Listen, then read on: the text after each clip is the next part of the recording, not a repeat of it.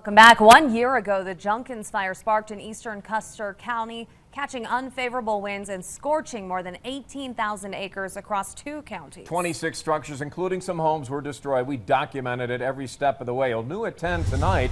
An update as those recovery efforts move forward. News 5's Laura Wilson joins us in studio with more. Laura? The Wetmore Fire Department tells me this is the biggest fire in recent history to hit the area. In fact, they are still, to an extent, dealing with the aftermath of the Wetmore fire from 2012. And tell News 5 there's a lot of work that needs to be done moving forward. I don't know, it's just quirky little things you see. It's like a bad slideshow that never really ends. When plastic irrigation pipe burns, it looks like snakeskin.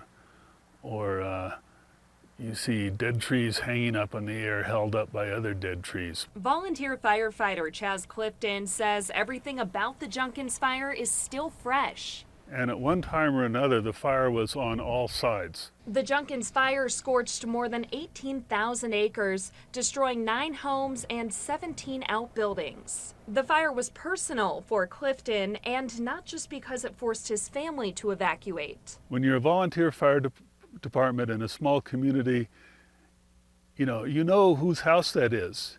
You know whose dog that is that couldn't get out of the house that burned. How do you put that on the back burner so you can do your job? You just do. You just have to. Along with new growth over the past year, our nonprofit partners have done some slope stabilization and reseeding. The community has had to quickly adjust to a new natural disaster.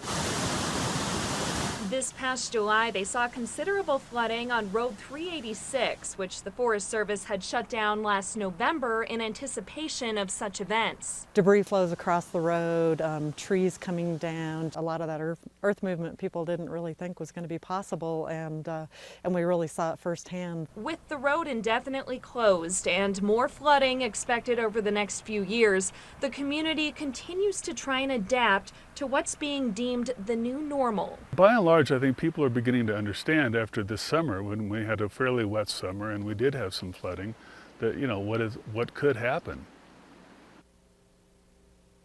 And with the recent flooding, there's been a lot of concern over burnt properties and debris from that 2012 Wetmore fire, contaminating the creeks in Custer County and even a little bit over into Pueblo County. Now, I'm told that the county's Office of Emergency Management was just awarded a grant for about $375,000 to help with that cleanup. Rob, Elizabeth, back to you.